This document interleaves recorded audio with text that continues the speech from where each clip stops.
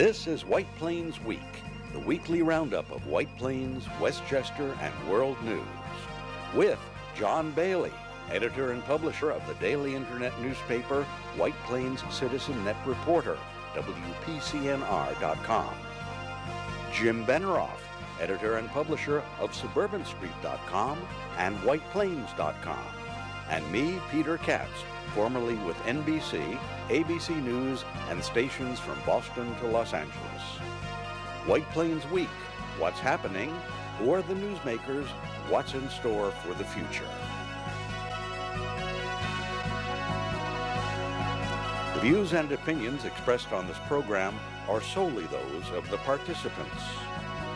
White Plains Week is presented on Optimum Cable Channel 76, Verizon Fios Channel 45, and on the internet at whiteplainsweek.com, youtube.com, and wpcommunitymedia.org.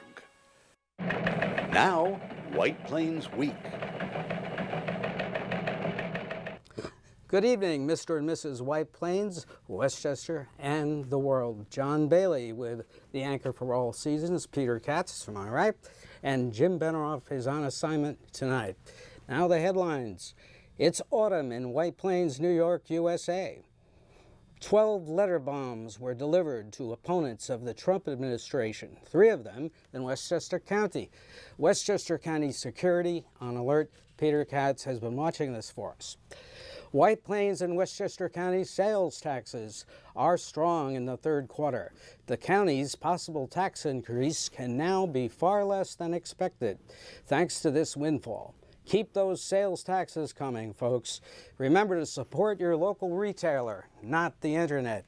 Hudson Valley, unemployment down to 3.5%, 6,500 persons less than a year ago, 40,800 this year compared to 52,300 a year ago. 2 truck rollovers on the new Mario Cuomo Bridge in a week, 1 westbound, 1 eastbound. Meter ramps being installed on entrances 4, 1, and 9 on the Cross Westchester Expressway. Video of 2 of those locations coming up. The Buchwald-Nukulovic Assembly District race has 10 days before it is decided in basically a non-campaign. Con Edison makes text noticing of outages available. Con Ed also announces smart electric meters will begin to be installed across the county. Details are on WPCNR.com. One of the participants in the successful telemark raid in World War II in 1944 that prevented Germany from developing the atomic bomb dies at 99. The White Plains Library Foundation annual gala was highly successful, with author Ron Chernow, writer of the bestseller biography Grant, soon to be a movie announced, stunned the audience by revealing the fake history surrounding Ulysses S. Grant. Sorry, Mr. President. He also gave the reason for President Grant's success. And WPCNR was there, and we'll show you some of it. And now to the White Plains Week video newsreel March of Time. And there's a few views around White Plains, Peter, and finally the trees have turned and the foliage should be excellent up county this not weekend. Brilliant. I don't know. We've got a nor'easter rolling in due tomorrow. We're recording this on Friday. Typically, you expect there to be a wet period followed by a plunge in temperature, and that's what forces the leaves to turn the brilliant colors. So far, it's been less than brilliant.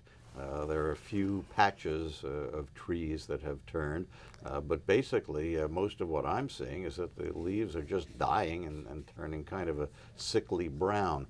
We'll see what happens. We are in for what's forecast now to be an extended period of rain and maybe warmer temperatures. Right. Crazy weather. Right. But of course, the talk everywhere you go is something that is very reminiscent of what happened back in 1933. Let's take a picture. Before another election, long ago, far, far away in Berlin in 1933, that is the Reichstag, which burned down And it happened just before an election, before the Nazi Party was about to take control of Germany in that election.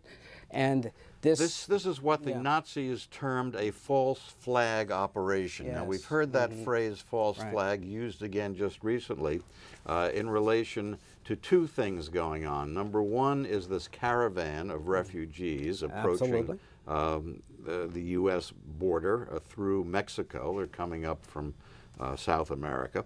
And the second item is this wave of bombings which has been going on. Right. Here's a shot of the Times. The false flag as a label for these things means that the event, which supposedly is designed to scare someone, is really done by the party, the people, who want to make it seem as if someone else is perpetrating whatever is going on. Right. False flag, they call it. Right. Well, it's the Trump campaign of hatred and encouraging violence which appears now to have inspired someone or some group to attempt assassinations of key public figures who have been sharply criticized by Trump.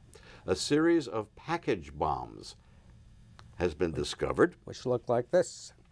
And these package bombs were addressed to, just this morning, discovered one addressed to Senator Cory Booker, to James Clapper, former Director of Intelligence. It started with one directed to George Soros, then Bill and Hillary Clinton, then Vice President Joe Biden, then Congresswoman Maxine Waters, then former President Obama, actor Robert De Niro, the CNN studios in New York, former Attorney General Eric Holder, and John Brennan, former director of the CIA. All of these people have something in common, and what they have in common is that, number one, they were cited several times by President Trump, either on Twitter or at his rallies, as being people who need to be dealt with by his supporters. Kind of vague. When Trump was saying they need to be dealt with, he was not saying specifically how they needed to be dealt with. The 12th bomb was found shortly before we started recording this program at a U.S. mail postal facility in Manhattan.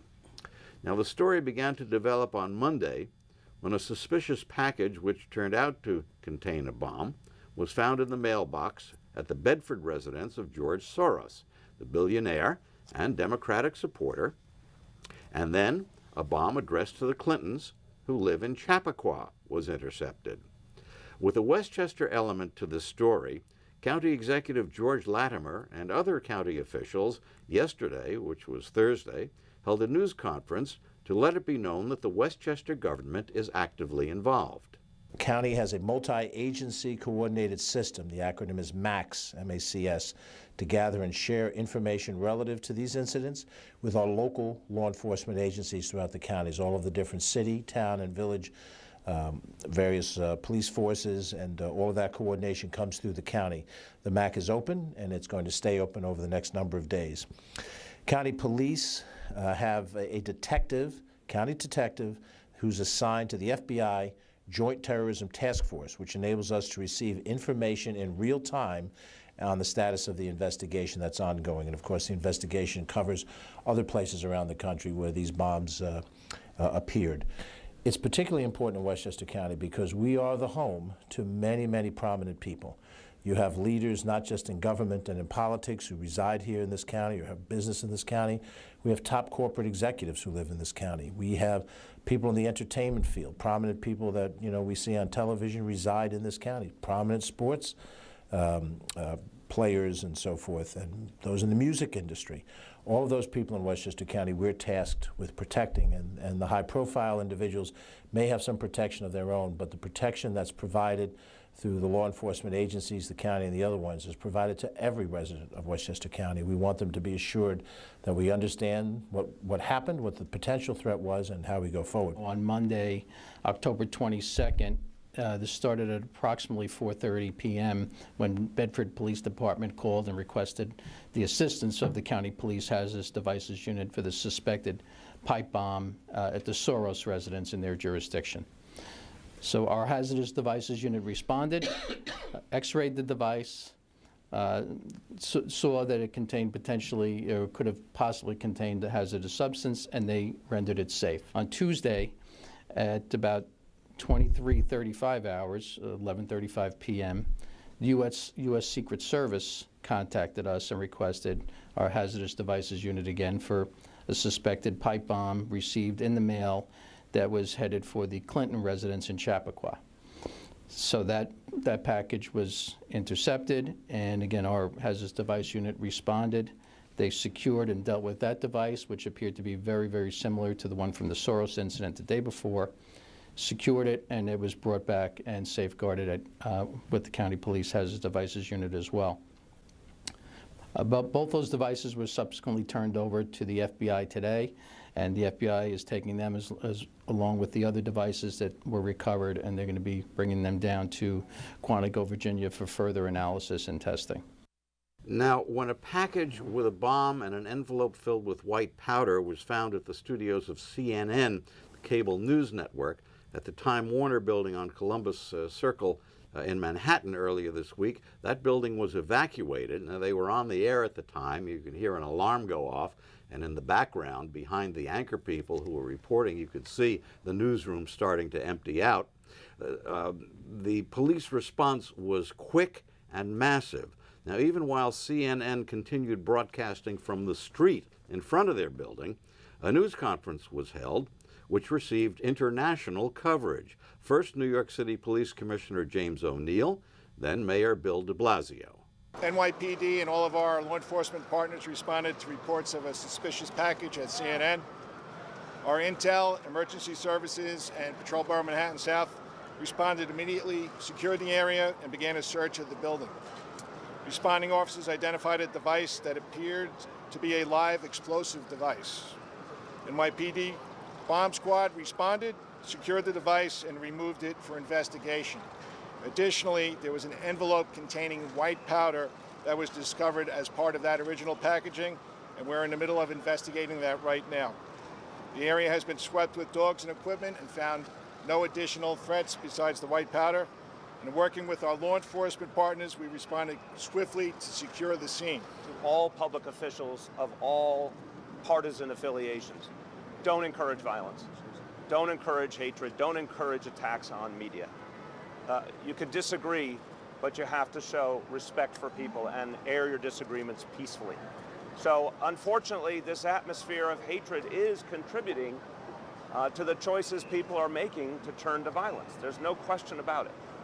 And the way to stop that is to turn back the other way, to bring down the temperature, to end any messages about the use of violence against people we disagree with. And that has to start at the top. Now, what is interesting is that unlike other presidents, there has been nothing from President Trump in the way of an expression of reassurance to those who were targeted by the bomber or bombers. In fact, the response from Trump has been to attack the news media and to blame the news media for these package bombs going through the mail. Which, ipso facto, might have been related to the CNN headquarters being attacked with this bomb. Well, Incidentally. We're told Just a coincidence. We're told that the one that was discovered this morning addressed to James Clapper was addressed to him care of CNN in New York. And remember that the Reichstag fire came amid a campaign of unparalleled violence and bitterness by then-Chancellor Adolf Hitler in advance of an approaching German election, and it turned a building that was famous throughout Germany into rubble. And it worked. He won the elections, and the rest is a sordid history. Well, the interesting thing is that Hitler needed votes in the Reichstag. He didn't have enough power, enough votes to do what he wanted to do, which was to pass a law giving him the sole power to govern by decree, and eliminating to make the German him the dictator. Constitution. So what they did was to blame the Communist Party. They needed to dispense with the Communist Party, which held a large block of votes in the Reichstag. Bolsheviks, as they were called. So they blamed this fire on them. Now, subsequently, Herr Goering, Hitler's top aide, publicly admitted that indeed we started the fire. In fact, he said that he himself was there with a group of about a dozen henchmen, and they started the Reichstag fire. It had the desired effect because it did switch the balance of power in the Reichstag, and it did enable Hitler, who had only about a third of the votes needed. His Nazi party had only about a third of the votes needed in the Reichstag to achieve a greater than 50% voting power in the Reichstag. And they suspended the German Constitution and made Hitler the dictator made that him he the became. dictator. Right. Now, if you watch CNN, you got considerable coverage of this, obviously, because they're deeply involved in the story. If you watched MSNBC, you got significant coverage of this because they're very interested in covering the story. It's a division of NBC News.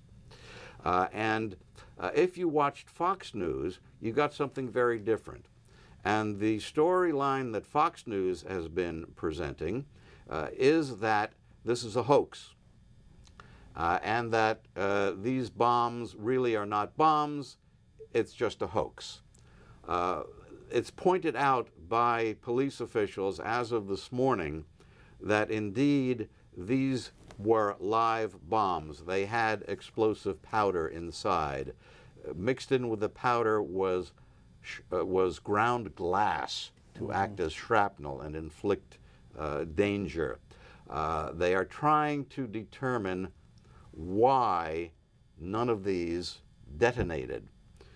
And what they have discovered so far is that there appears to be a timing mechanism which was supposed to have set off these devices. As of our recording now, and this probably will change as further investigation takes place over the next hours and days, but what they're finding now is that apparently there was either a defect in the way the timer was programmed or in the timer itself. Or maybe the battery went out. They should use an energizer. In any event, what we have witnessed is not a hoax, but really what amounts to a targeted attempt at mass assassination, in my opinion. Well, that's a And great based on- segue to the based sales tax. on what we see now. That's a great segue to the sales tax, which is up, ladies and gentlemen, in the third quarter. And the first quarter city sales tax, city first quarter, county third quarter, rebounded and to where it was only 1% behind last year. And the county sales tax on target for an all-time record $155 million by their own projection in July, and a $25 million at least sales tax surplus, which wipes out most of the $37 million deficit, and also make any tax increase necessary to fund what the county feels they must fund their settlements a lot less. Next, we had two accidents on the Mario Cuomo Bridge shown here, but as you can see, you get from the still here, the bridge is right there, and they're both parallel. They're about the same height. But they're obviously turning over on those curves, and something to think about. Now, also regarding Westchester Expressway, we told you last week about the ramp meters coming, shown here, and we went over to two of the entrances, exit 1 and exit 4. And this is what we saw. This is exit 4. And it will be coming up right there. And this is exit 1 coming up onto the expressway. And there you see one light there, and that's the stoplight coming up.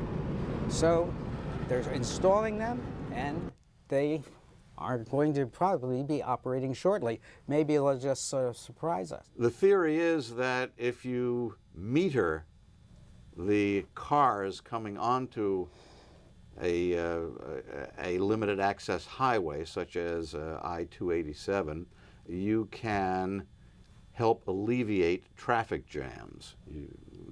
And the theory has to go to the belief that traffic jams are caused by there being too many cars. But there are other things that can cause traffic jams besides just too many cars. Yeah, well, it'll really makes me wonder how much those ramps are going to back up on the 119 and back up the other way. They claim there will be sophisticated computers to prevent backups onto local streets. But that's not what I observed when I saw those things in Los Angeles. This I do not think is a good idea. But what do I know about traffic? I just sit in it. That's right. That's right. Now, speaking of the campaign, the election coming up, David Buchwald is running against John Nukulovich on the right, and unfortunately, Mr. Nukulovich, who is a computer tech professor and at Rockland County College and a volunteer firefighter, son of a Yugoslavian immigrant, has not had much of a campaign. On his campaign on Facebook, there is no background on him, there is no platform, and there was supposedly a forum Tuesday night, which I could not attend due to another commitment. So we will see how this works out. Mr. Buchwald is taking no chances. I received that in the mail today, but I've not received anything from Nuku. Oh, I apologize for that. But at any rate, a sad thing occurred. Joachim Ronenberg died. He was one of the group of very brave Norwegian resistance fighters who attacked Telemark, this place where Germany was trying to extract heavy water to make a nuclear bomb. They destroyed the plant.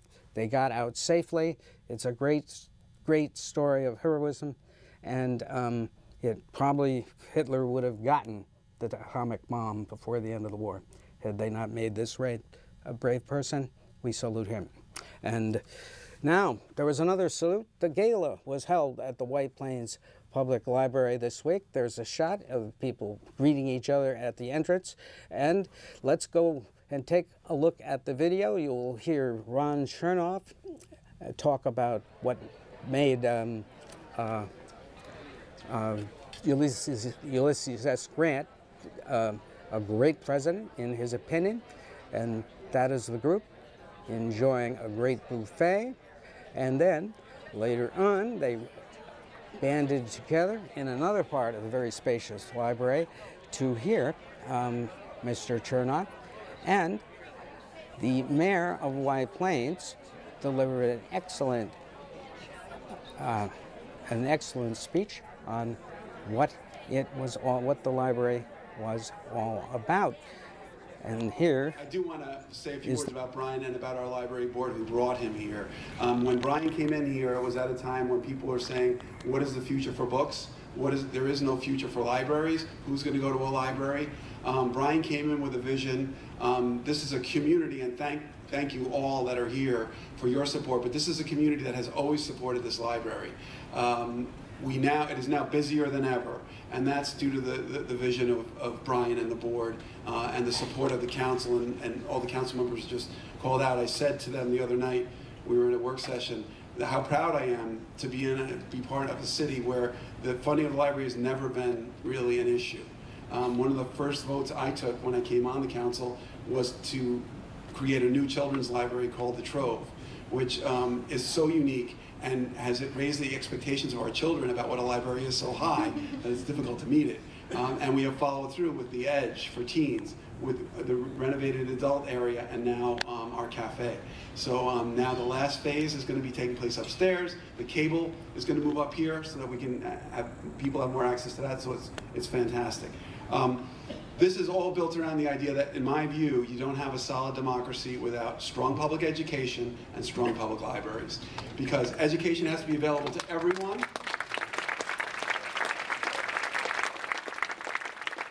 And information has to be made available to everyone. And the manner in which it's delivered changes over time. But this library has always stayed at the forefront of that. And I think that this endows him with an audacity and a willingness to take enormous risks that really distinguishes him from the other Union generals. And he emerges as the main Union general even in spite of the drinking problem. One of the fascinating stories is that early in the war, Grant hires as his chief of staff a young lawyer from Galena named John Rawlins, who was about 10 years younger than Grant. Rawlins was the son of an alcoholic. He was afraid that he himself was an alcoholic. So he becomes Grant's adjutant and chief of staff, but he says to Grant, I'll take the job on one condition. Because he knew about Grant's drinking history. He said, I will take the job if you promise me that you will not touch a drop of liquor during the war, and if you do, I'm going to call you on it and quit your staff. And Grant agreed to that deal with Rawlins. Well, what happened was, unfortunately, there were lapses. Rawlins became absolutely messianic about this, and Rawlins would privately scold Grant about it, while simultaneously reassuring Lincoln and Stanton and the folks in Washington that all the stories about, Grant were exaggerated. Why did he do that? Because Rawlins was a great patriot. He felt that the Union cause really rested on the shoulders of its most talented general, Ulysses S. Grant. So he felt that he was simultaneously protecting Grant from interference in Washington while privately scolding him, often in no uncertain terms. So that was Ron Chernoff, author of Grant, the biography, and he also talked during his speech about how Grant, during the Reconstruction era, prosecuted over 1,000 members of the Ku Klux Klan who were rampaging across the South, killing Negroes who attempted to vote. And it's the most prosecutions of the Klan ever, and that was back in the 1870s. And I'd like to point out that this Sunday, the Battle of White Plains commemoration will take place on October 28th. That's Sunday, and from about 1 to 3 p.m. I hope you'll all be there. Well, that's it for us on another intriguing White Plains Week. John Bailey for Peteer Katz and Jim Beneroff. Good night for White Plains Week. This has been White Plains Week, news and commentary about White Plains, Westchester, and the world. The views and opinions expressed on this program were solely those of the participants. White Plains Week, produced by White Plains Citizen Net Reporter, and presented on Optimum Cable Channel 76 and Verizon Fios Channel 45.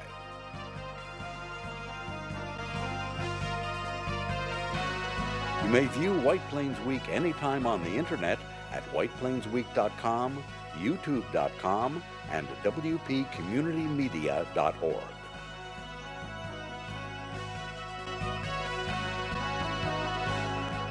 For White Plains Week, this is Peteer Katz speaking.